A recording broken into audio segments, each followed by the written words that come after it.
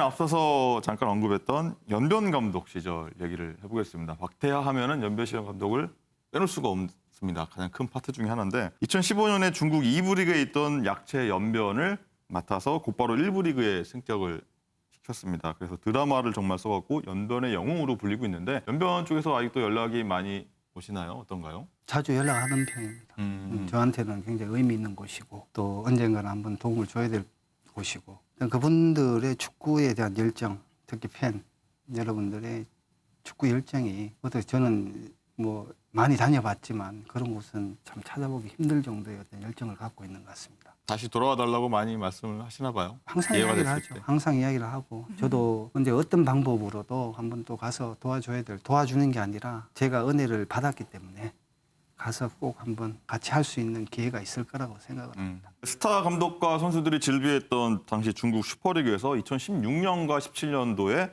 두 시즌에 걸쳐 연변을 이끌었는데요. 연방으로 불리던 팀을 어떤 중심부로 이끌었고 또 진심으로 다가서서 또 동포들의 지지를 많이 받은 것 같습니다. 2015년에 승격을 확정됐을 때는 현지 기자가 뭐 큰 절을 했다고도 얘기 들었고 재계약을 한다고 했을 때는 뭐 되게 막 와가지고 울음을 터뜨렸다는 얘기도 들었는데 이게 다 맞는 사실인가요? 사실 2014년도에 2부에 있다가 중국말로 하면 각급 리그입니다. 1부 리그는 슈퍼리그, 2부는 각급 리그, 3부 리그는 을급 리그 이렇게 구분이 돼 있는데 을급 리그로 강등이 된 상태였습니다. 그래서 저도 을급 리그의 감독으로 일단 가서 취임을 했고 훈련을 하다가 아시다시피 중국에는 굉장히 많은 변화가 있기에 각급 리그에 출전하는 팀 중에 한 재정 문제로 해서 파산을 하게 되는 상황이어서 저희도 2014년도에 15위 했던 그런 팀이 자동적으로 올라가는 그런 행운을 누렸는데 그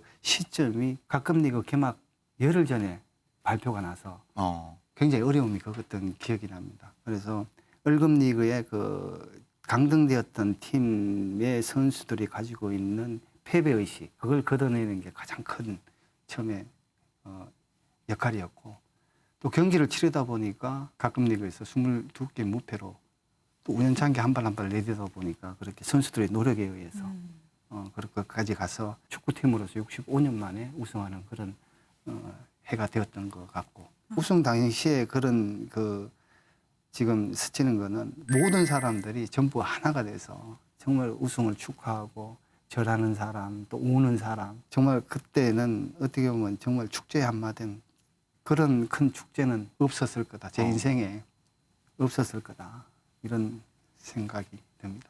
연변이 3부 리그에 있었다고 말씀을 하셨잖아요. 그러면 사실 감독으로서 부임할 때 뭔가 결과를 내야 되다 보니까 그래도 어느 정도 가능성이 있는 팀을 고르기 마련일 것 같은데 어떻게 3부 리그에 있는 팀에 부임해야겠다라고 생각을 하셨는지 좀 궁금해요. 저도 지금 말씀드리면 지금 가라 그러면 못 갈 것 같아요. 그 당시에는 묘하게 타이밍이 됐고 이상하게 또 그쪽으로 끌리는. 사실 저희가 왔을 때 제가 일단은 한번 보자. 그래서 중국을 한 3일 동안 다녀왔습니다. 그 3일 동안 있는 동안에 그 당시에 경기하는 장면들 비디오로 확인을 하고 근데 느낌이 이상하게 오더라고. 선수들이 뭔가 가지고 있는 게 있다.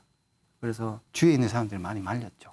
거기 왜 가냐. 사실 어떤 일반 사람들도 연변하는 데를 부정적으로 보는 상황이 많았기에 가면 생활적으로도 쉽지 않을 거다. 네. 이런 이야기를 많이 했었는데 저는 이상하게 끌렸습니다. 끌려서 일단 시작을 했는데 처음에 들어가서 근데 이거는 성공과 실패는 50대 50이다. 내가 하고 싶은 대로 소신껏 해야 되겠다는 이런 마음가짐을 갖고 다시 시작을 했던 것 같습니다. 연변 시절 얘기하니까 감상에 또 젖으시는 것 같은데 그럼 이쯤에서 스포츠의 시그니처 코너로 이어가 보도록 하겠습니다. 맞다 아니다. 현장 지도자였다가 K리그 기술위원장을 맡아서 처음으로 이제 행정을 보고 있는데요. 해보니까 나는 행정이 맞는 것 같다 O 아니다. 현장이 조금 더 맞는 것 같다 X.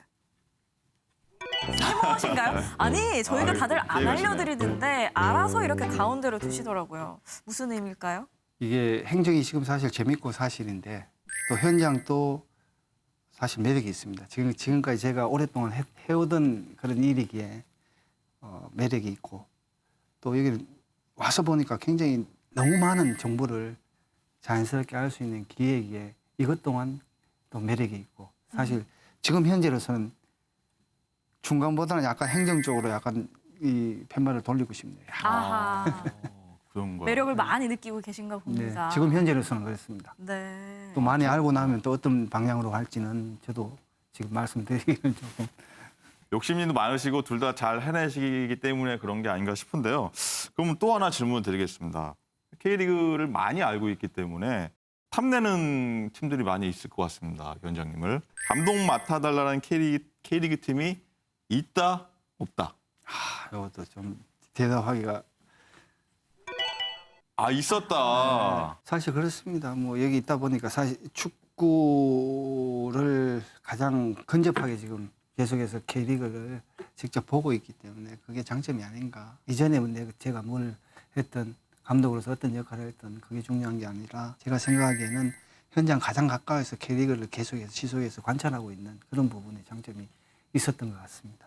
만약에 연변팀이 다시 생긴다면 그때 연변이 또 3부에 있다면 어떻게 결정을 하실 것 같으신가요?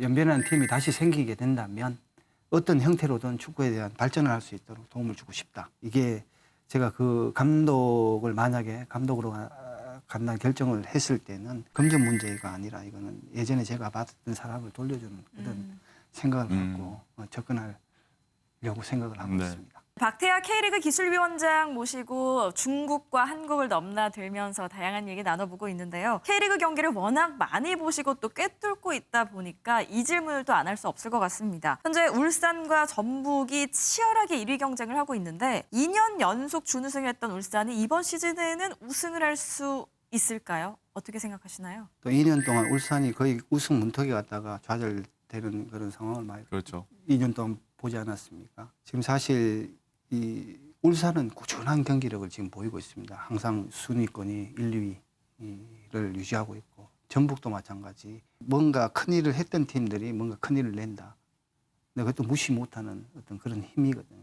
아주 재밌는 상황이 벌어질 수도 있고 제가 판단하기 조심스럽게 판단하는 건 지금 울산이 꾸준한 경기력을 유지하고 있기에 아무래도 울산 쪽에 단 1점이라도 51대 49 이 정도로 울산 쪽에 조금 점수를 주고 싶은. 울산이 보면은 항상 거의 1, 2위, 1위 가다가 마지막 몇 경기 앞두고 이렇게 뒤집어지는 그런 게 뒷심 부족이라고 해야 될 것 같은데 그런 게 있었는데 올해는 좀 더 그 부분이 홍명보 감독 부임하면서 좀 단단해서 보완될 것 같다고도 이해하면 될까요? 홍명보 감독이 2년 동안의 어떤 막판에 와서 우승권에서 탈락한 이유를 정확하게 또 인지를 하고 있더라고요. 그 부분에 대해서는 자기 나름대로의 어떤 접근 방법을 지금 하고 있고 또 좋은 결과가 있을 거라는 확신을 하고 있는 것 같은 느낌이 들었습니다.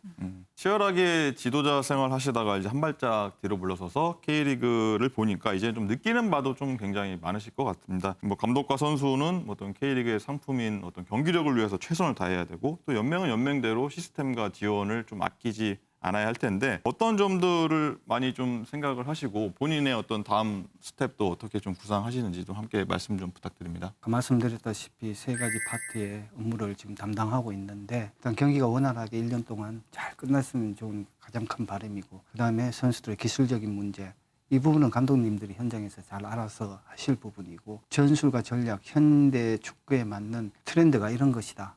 이런 걸 시간 없는 감독님들에게 정보를 공유함으로써 조금 더 나은 축구를 할 수 있도록 도와주고 싶고 아무튼 1년 거의 지금 막바지 왔는데 저희들이 연맹에서 목표하고 있는 완주 거의 목전에 두고 왔는데 끝까지 아무 사고 없이 잘 마무리됐으면 하는 개인적인 바람입니다. 다음 스텝은 일단 제가 하고 있는 일 충실히 잘 하고 제가 어디로 가겠다 이것도 어떻게 보면 축구에 관련된 일인데 현장이 아무래도 오랫동안 있다 보니까 생각나지 않을 수는 없지만 지금 제가 배우고 있는 게 아직 끝나지 않았기 때문에 또 흥미있고 재미있고 또 뭔가 더 알고 싶고 이런 생각이 있기 때문에 지금 어떻게 방향을 어디로 가겠다 이거는 좀 적절치 않고 아무튼 한 걸음 한 걸음 가다 보면 어떤 길이 열릴 때 방향을 정하는 그런 생각을 갖고 있습니다.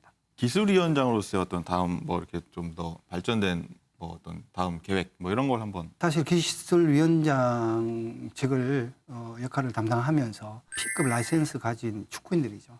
저희 어떤 선배님도 계시고 후배들도 계시는데 사실 축구인들이 모여서 이렇게 자기 생각들을 또 이야기하고 서로 토론하는 그런 문화가 이전에는 사실 많지 않았습니다. 이걸 하면서 우리 축구인들도 자주 모여서 이런 자기 생각을 서로 주고받으면서 어떤 생각을, 어떤 철학을, 그리고 전체 한국 축구가 발전할 수 있는, 한국 축구 이전에 또 K리그가 발전할 수 있는 방안을 서로 토론하면서 어떤 의견을 개진해서 또 적용하고, 또 정말 현장에서도 이런 감독들하고의 소통을 통해서 더 발전할 수 있는 방안을 그런 자리를 자주 마련했으면 하는 생각입니다. 그래서 올해 기술위원회 사실 어떻게 보면 대면이 아니라 영상을 통해서 비대면으로 지금 진행하고 있는데, 처음에는 조금 쑥스러워하고 말씀도 사실 자기 주장을 이야기하는 걸 조금 꺼려 했었는데, 시간이 지나면서 굉장히 퀄리티가, 품질이 높아지는 그런 걸 많이 느낍니다. 또 재미있어 하시고, 앞으로도 이런 문화가, 우리 축구인들도 이런 문화를 정착을 시키면 한국 축구에 좀 많은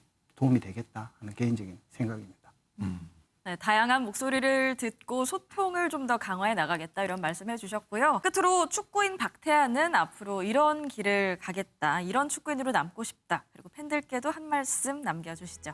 지금 현재 업무에 굉장히 만족을 느끼고 있고, 또 많은 정보도 모으고 있습니다. 현장에서 있을 때나 행정을 할 때나 최선을 다해서 좋은 모습 보이도록 노력하고, K리그 발전을 위해서 최선을 다하겠습니다. 그리고 앞으로 K리그 발전에 많은 팬들이 응원도, 운동장에서 응원도 많이 해주시고, 사실 지금 코로나로 인해서 관중들이 많이 들어오지 못하는 상황인데, 이게 조금 빨리 해결이 돼서 많은 축구 팬들이 경기장에 직접 오셔서 응원도, 자기 좋아하는 팀들 응원도 많이 해주시고, 아무튼 K리그 발전을 위해서 많은 역할을 하도록 노력하겠습니다.